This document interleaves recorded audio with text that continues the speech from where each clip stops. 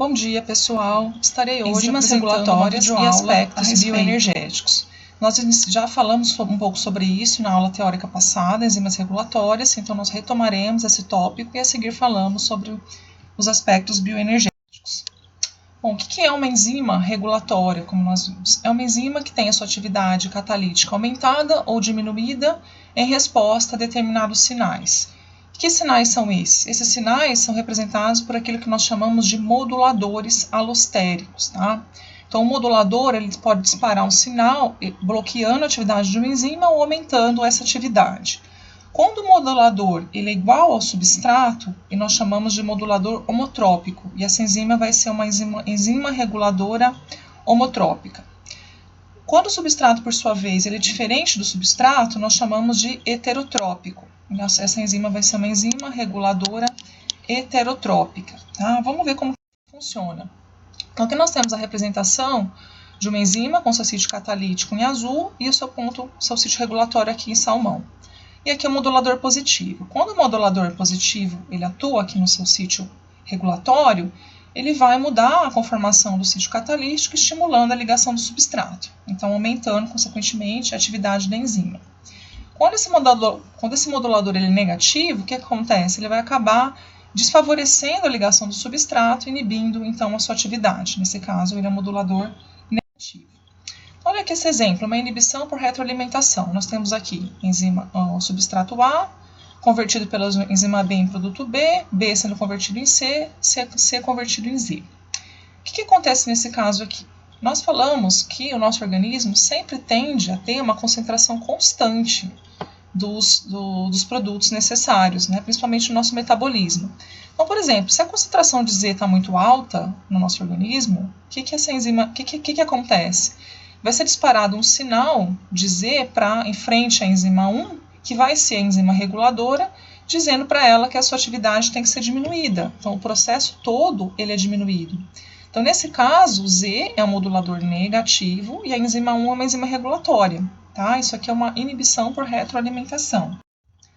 Aqui, por exemplo, nós temos aqui uma cascata enzimática, A, B, dando D, E, F, G. G, o que acontece? Se ele tiver uma concentração muito elevada, ele dispara um sinal negativo frente à enzima localizada aqui entre D e E. Consequentemente, vai ter menor conversão do substrato D para o produto E. Então, nesse ponto, ele está agindo como um modulador negativo.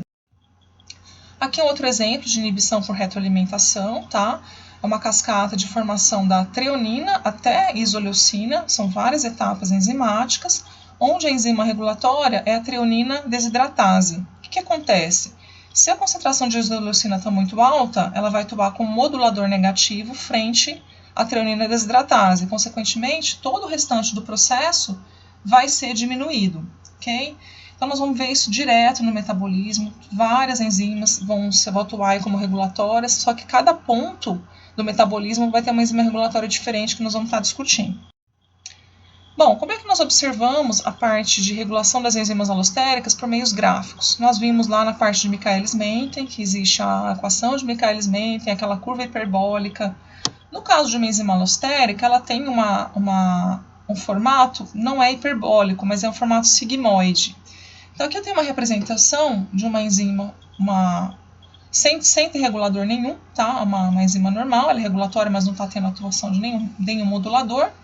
E aqui em verde, onde eu tenho a atuação de um modulador chamado de positivo. Então, nesse caso, eu tenho aqui um aumento de velocidade. E aqui, um modulador negativo, onde eu tenho uma redução da velocidade. Esse K meio ele é equivalente a Km, ou seja, concentração de substrato correspondente à metade da velocidade máxima. Aqui é um caso onde eu não tenho mudança de concentração de substrato. Tá? Eu tenho somente mudanças nas velocidades. Possivelmente esse deve ser um modulador do tipo heterotrópico, né? Ele deve estar atuando num ponto diferente que o substrato, por isso o K meio não muda. Aqui nesse gráfico B, o que eu tenho? Também uma atuação da enzima regulatória sem atuação de modulador, e aqui com o modulador positivo, aqui em verde, com o modulador negativo, aqui em vermelho. Aqui nós podemos observar que nós temos uma mudança de K meio, uma mudança de concentração de substrato, e a tendência da velocidade a atingir uma velocidade constante. Possivelmente, nesse caso, eu tenho um caso de substrato homotrópico. Ele deve estar se ligando no mesmo sítio, que o substrato e o modulador são idênticos, por isso tem uma diferença aqui em K-meio. Tá? Aqui um exemplo de o que é um precursor enzimático. Ele é considerado um zimogênio. Nesse caso, o zimogênio ele é um produto que não tem ainda atividades, não exerce a sua atividade como enzima. Ele é um precursor inativo. Tá? Nesse caso, ele vai precisar ser hidrolisado para formar uma enzima ativa. Um exemplo que nós temos aqui é o quimotripsinogênio. Ele é inativo, ele tem uma cadeia bem longa, aqui uma cadeia peptídica bem longa. Quando ele sofre uma primeira hidrólise, ele é convertido em tripsina, que ainda não é ativo. Depois, ele vai ser convertido em quimotripsina, que é a forma ativa, que vai ser capaz lá de digerir as proteínas do nosso organismo, vai catalisar a hidrólise das proteínas via clivagem de ligação peptídica. Então, nós observamos aqui que nós temos a restrição de alguns resíduos de aminoácidos aqui. Tá? Então, isso é um processo que nós chamamos de conversão de um zimogênio numa enzima ativa. Então, aqui, tripsinogênio inativo, convertendo aqui na tripsina ativa. Bom, temos falado agora dessa parte de enzimas regulatórias, vamos entrar um pouco agora na parte de aspectos bioenergéticos, que vai ser bastante importante para entender o metabolismo que vai vir adiante. Então, só retomando aquele gráfico que nós vimos lá no início do estudo de enzimas, o que é isso aqui? É um gráfico de energia livre, uma reação química. Então, aqui nós temos o estado inicial, aqui o estado de transição, onde nós temos possivelmente a enzima, né, com o substrato, e aqui a formação do produto. Neste caso, aqui é uma reação não catalisada, né, por enzima nenhuma, onde tem uma energia de ativação bem alta, e aqui uma reação catalisada. Então, a energia de ativação aqui é bem mais baixa. Sendo que no final nós temos aqui o valor de energia livre final, que é o ΔG, expresso como a diferença de energia do produto em relação à diferença de energia do reagente final aqui. Então, como é que a gente expressa isso? Isso aqui é o que nós chamamos de energia livre de Gibbs, que é o ΔH, que é entalpia, menos o T, o ΔS. Temperatura, ΔS é variação de entropia. Então, ΔG ele representa a energia disponível para realizar trabalho. No nosso caso, nós vamos dizer se uma reação química ela é favorável ou não. O ΔH vai ser o calor liberado ou absorvido durante uma reação. Ou seja, se a reação libera calor, ela é exotérmica ou exergônica. A gente vai ver que esse valor de ΔH é mais baixo. E uma reação que absorve calor, ela é endotérmica ou endergônica, um valor mais positivo de ΔH. E ΔS seria a medida de desorganização do sistema. E T, temperatura absoluta em graus Kelvin, né? Que é graus Celsius mais aproximadamente 2,3. Então aqui, acredito que já tenham visto isso lá no ensino médio, nós temos aqui um gráfico de uma reação química, onde eu tenho o reagente. No caso aqui, o produto tem uma energia mais baixa, uma entalpia mais baixa que o reagente. Então aqui a energia liberada pela reação, esse aqui vai ser o meu ΔH, e é um ΔH o quê? Um ΔH menor do que zero, é um valor negativo, por isso a reação aqui ela é exotérmica. Neste outro caso, eu tenho o quê? A absorção de energia pela reação. Então, eu tenho aqui reagentes, aqui eu tenho um aumento da energia dos produtos finais, e aqui a variação, ΔH. Então, aqui eu tenho ΔH positivo. Então, só observando aqui, ΔG nesse caso, ele é o quê? Negativo.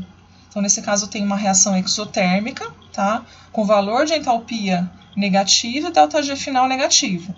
Aqui eu tenho uma reação endotérmica, onde eu tenho uma entalpia, valor de entalpia positivo e o valor de ΔG final positivo. Então, eu tenho aqui perda, liberação de energia, e aqui eu tenho absorção de energia, tá? Então, na verdade, essa energia livre de Gibbs, ela vai nos predizer se uma reação é espontânea. Então, aqui eu tenho energia livre, o calor, a entalpia, a temperatura e a entropia. Uma reação é favorável, o quê? Se o ΔG for negativo. Se o ΔG for positivo, nós dizemos que a reação não é favorável, tá?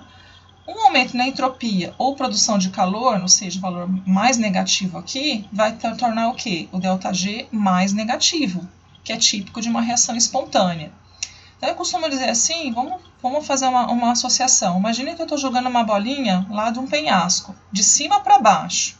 Isso não é espontâneo? A bolinha, teoricamente, ela vai cair muito fácil, ela vai escorregar. Então, nós dizemos que, nesse caso, parece uma reação espontânea. Esse ΔG vai ser negativo. Agora, e se eu estiver lá embaixo, eu quero jogar essa bolinha lá para cima?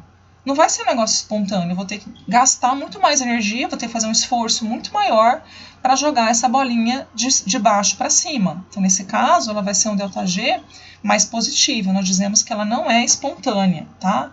Por que nós estamos falando disso aqui? Porque tem reações do metabolismo que são espontâneas, com um ΔG negativo, e tem reações do metabolismo que não são espontâneas, elas têm um ΔG positivo.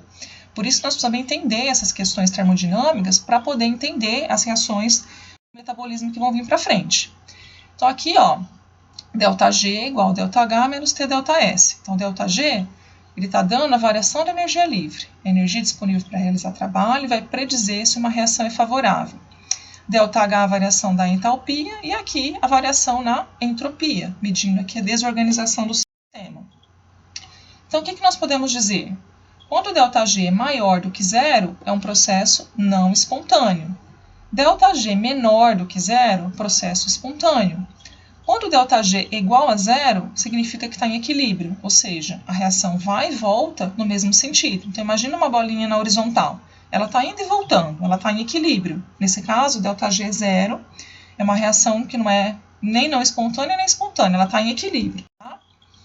Vamos analisar aqui. Então, uma reação no sentido de A para B. Então, ela está deslocada para B. Se eu olhar no segundo caso, eu tenho AB e BA. No segundo caso, é uma reação que está em equilíbrio, ela vai e volta. E uma questão importante, tanto o sentido direto quanto o sentido inverso, eles são iguais em valores energéticos. O que muda é se é mais ou se é menos. Então, o sentido de ida, quando eu tenho um sentido de ida, ela vai ser um valor negativo. Ela está espontânea, ela é favorável no sentido de B. Se eu estou fazendo o inverso, ela vai ser positiva. Só que os valores são os mesmos, mais 5 kcal e menos 5 kcal, tá? Vamos analisar aqui, para entender um pouquinho melhor também essa questão da energia livre, nós temos que associar isso com o equilíbrio de uma reação, nós já vimos.